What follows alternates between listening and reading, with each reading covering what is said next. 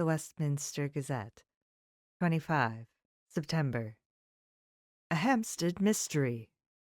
The neighborhood of Hampstead is just at present exercised with a series of events which seem to run on lines parallel to those of what was known to the writers of headlines as the Kensington Horror, or the Stabbing Woman, or the Woman in Black. During the past 2 or 3 days, several cases have occurred of young children straying from home or neglecting to return from their playing on the heath. In all these cases, the children were too young to give any properly intelligible account of themselves, but the consensus of their excuses is that they have been with a blue fur lady. It has always been late in the evening when they have been missed, and on 2 occasions the children have not been found until early in the following morning. It is generally supposed in the neighborhood that, as the first child missed gave his reason for being away that a blue fur lady had asked him to come for a walk, the others had picked up the phrase and used it as occasion served. This is more natural, as the favorite game of all the little ones at present is luring each other away by wiles. A correspondent writes us that to see some of the tiny tots pretending to be the blue fur lady is supremely funny. Some of our caricaturists might, he says, take a lesson in the irony of the grotesque by comparing the reality and the picture. It is only in accordance with general principles of human nature that the blue fur lady should be a popular role at these al fresco performances. Our correspondent naively says that even Ellen Terry could not be so winningly attractive as some of these grubby-faced little children pretend, and even imagine themselves to be. There is, however, possibly a serious side to the question, for some of the children, indeed all who have been missed at night, have been slightly torn or wounded in the throat. The wounds seem such as might be made by a rat or a small dog, and although of not much importance individually, would tend to show that whatever animal inflicts them has a system or method of its own. The police of the division have been instructed to keep a sharp lookout for straying children, especially when very young, in and around Hampstead Heath, and for any stray dogs which may be about. Telegram. Mrs. Harker to Van Helsing. 25 September. Come today by 10:15 train if you can catch it. Can see you any time you call. Wilhelmina Harker. Mina Harker's Journal. 25 September. I cannot help feeling terribly excited as the time draws near for the visit of Dr. Van Helsing, for somehow I expect that it will throw some light upon Jonathan's sad experience, and as he attended poor dear Lucy in her last illness, he can tell me all about her. That is the reason of his coming. It is concerning Lucy and her sleepwalking, and not about Jonathan. Then I shall never know the real truth now. How silly I am. That awful journal gets hold of my imagination and tinges everything with something of its own color. Of course it is about Lucy. That habit came back to the poor dear, and that awful night on the cliff must have made her ill. I had almost forgotten in my own affairs how ill she was afterwards. She must have told him of her sleepwalking adventure on the cliff, and that I knew all about it, and now he wants me to tell him what she knows, so that he may understand. I hope I did right in not saying anything of it to Mrs. Westenra.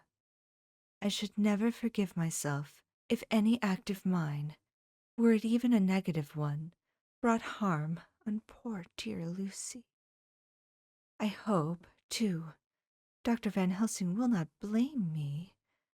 I have had so much trouble and anxiety of late that I feel I cannot bear more just at present. I suppose a cry does us all good at times, clears the air as other rain does. Perhaps it was reading the journal yesterday that upset me. And then Jonathan went away this morning to stay away from me a whole day and night, the first time we have been parted since our marriage. I do hope the dear fellow will take care of himself, and that nothing will occur to upset him. It is 2 o'clock, and the doctor will be here soon now. I shall say nothing of Jonathan's journal, unless he asks me.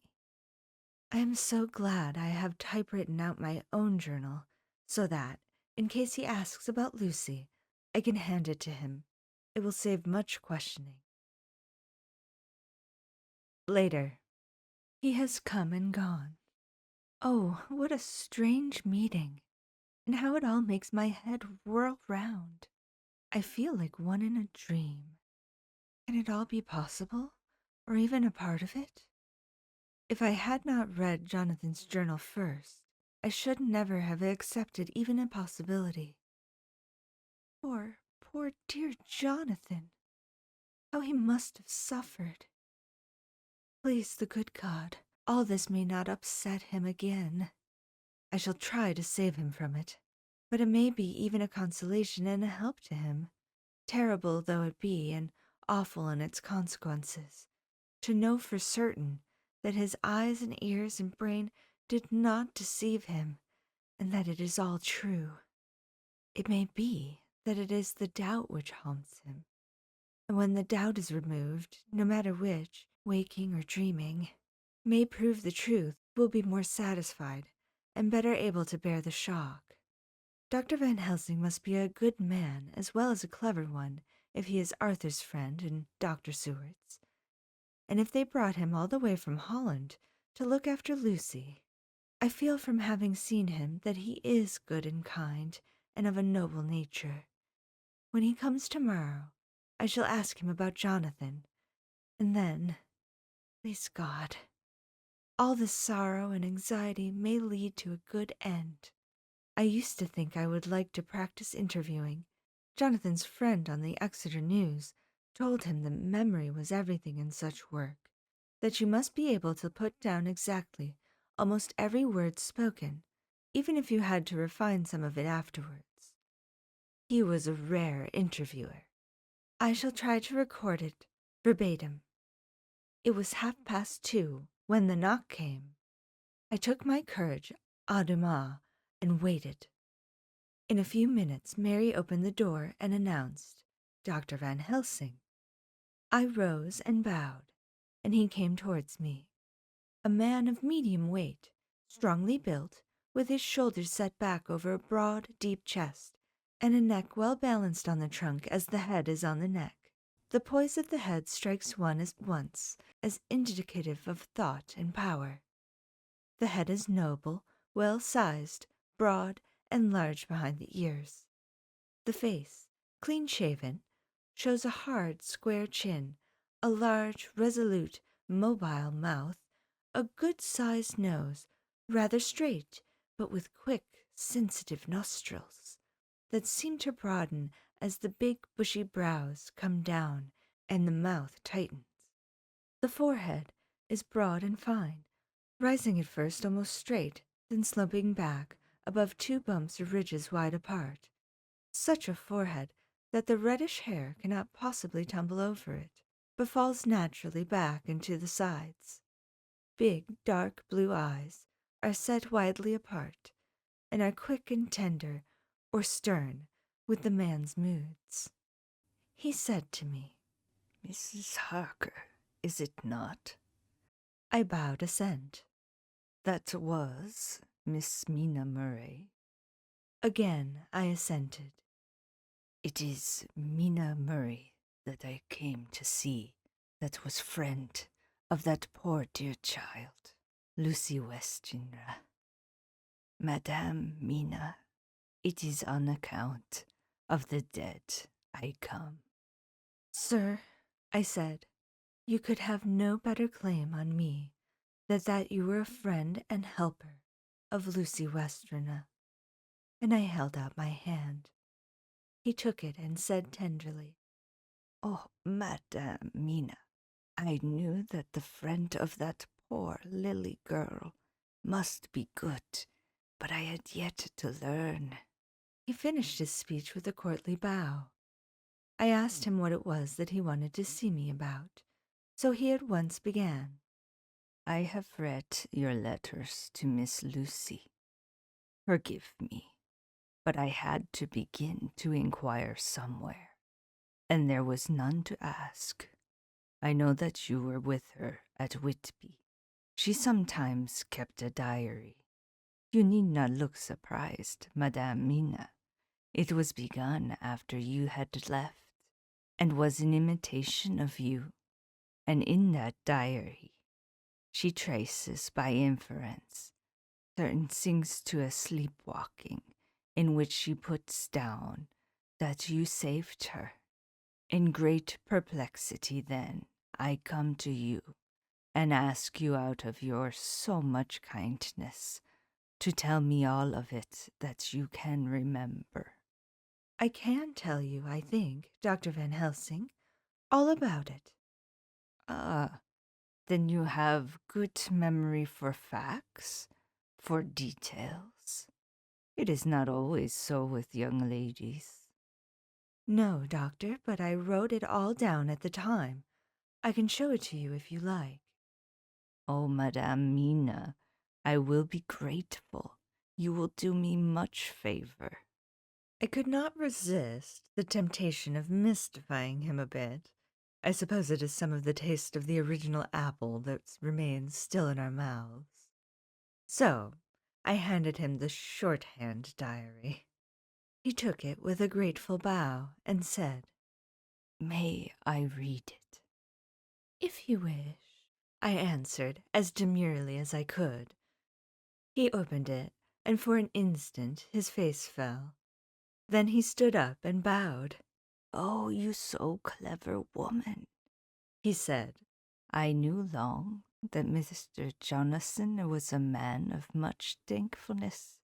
But see, his wife have all the good things. And will you not so much honor me, and so help me, as to read it for me? Alas, I know not the shorthand. By this time my little joke was over, and I was almost ashamed, so I took the typewritten copy from my work basket and handed it to him. "Forgive me," I said. "I could not help it. But I had been thinking that it was of dear Lucy that you wished to ask, and so that you might not have time to wait, not on my account, but because I know your time must be precious, I have written it out on the typewriter for you." He took it, and his eyes glistened. You are so good, He said, and may I read it now? I may want to ask you some things when I have read. "By all means," I said. "Read it over whilst I order lunch, and then you can ask me questions whilst we eat." He bowed and settled himself in a chair with his back to the light and became absorbed in the papers, whilst I went to see after lunch, chiefly in order that he might not be disturbed. When I came back, I found him walking hurriedly up and down the room, his face all ablaze with excitement. He rushed up to me and took me by both hands. Oh, Madame Mina, He said, how can I say what I owe you? This paper is as sunshine. It opens the gate to me. I am dazed, I am dazzled with so much light, and yet clouds roll in behind the light every time. But that you do not, cannot comprehend. Oh, but I am grateful to you, you so clever woman. Madame, he said this very solemnly. if ever Abraham Van Helsing can do anything for you or yours, I trust you will let me know. It will be pleasure and delight if I may serve you as a friend. As a friend, but all I have ever learned, all I can ever do, shall be for you and those you love. There are darknesses in life, and there are lights. You are one of the lights.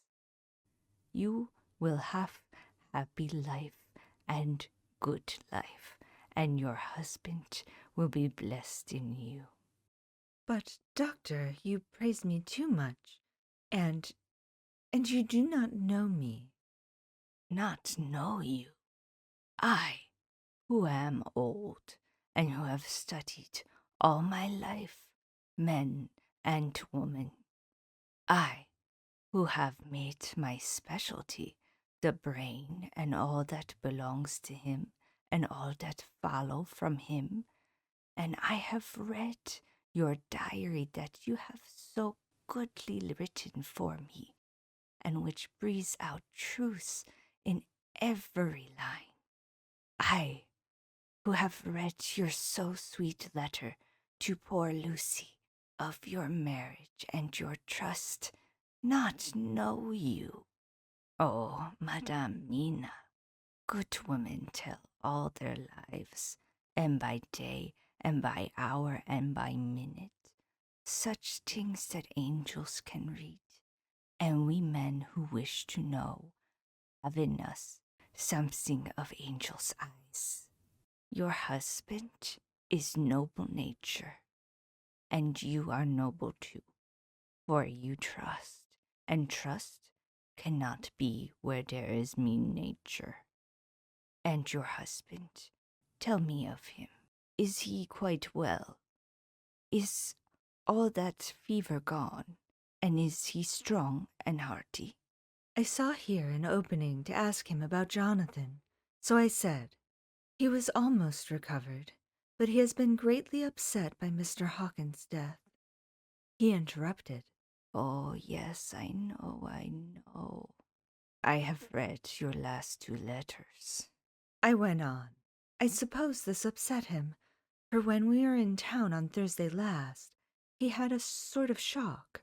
A shock, and after brain fever, so soon. That was not good. What kind of shock was it? He thought he saw someone who recalled something terrible, something which led to his brain fever.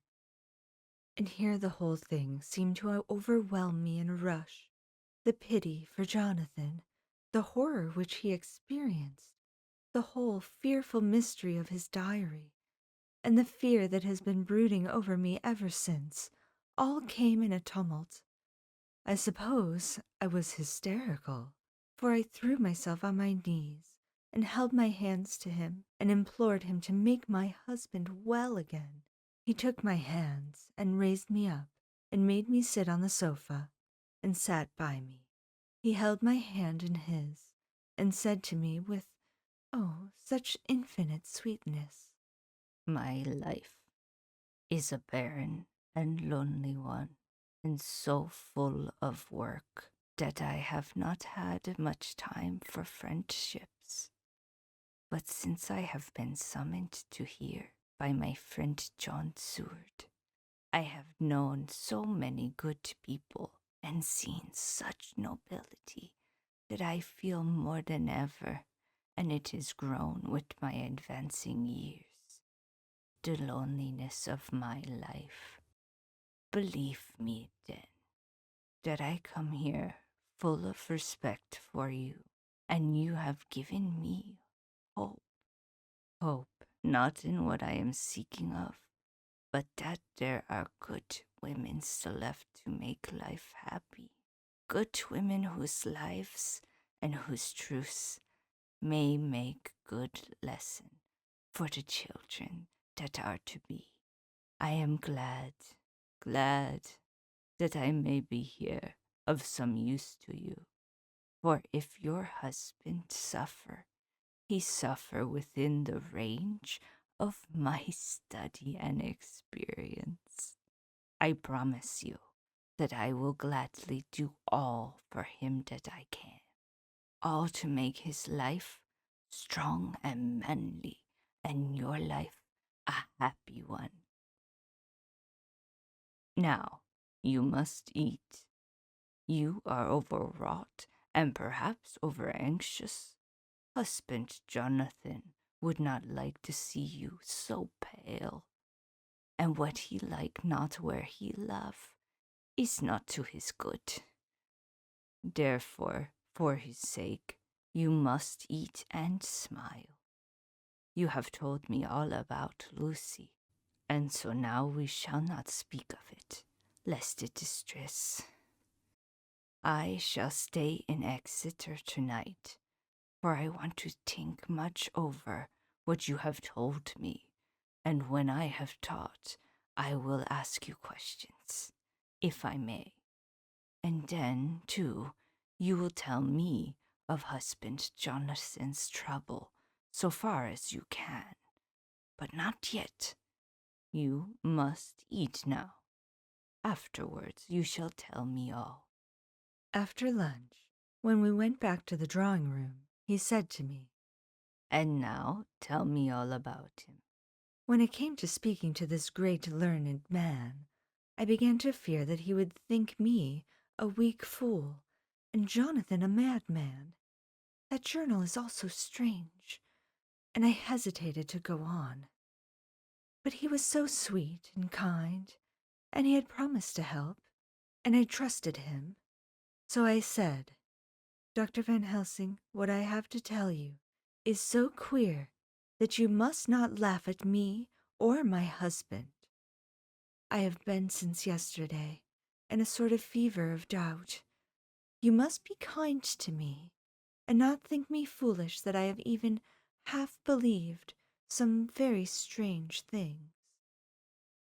He reassured me by his manner as well as his words when he said, Oh, my dear, if you only know how strange is the matter regarding which I am here, it is you who would laugh. I have learned not to think little of anyone's belief, no matter how strange it be. I have tried to keep an open mind. It is not the ordinary things of life that could close it, but the strange things, the extraordinary things, the things that make one doubt if they be mad or sane.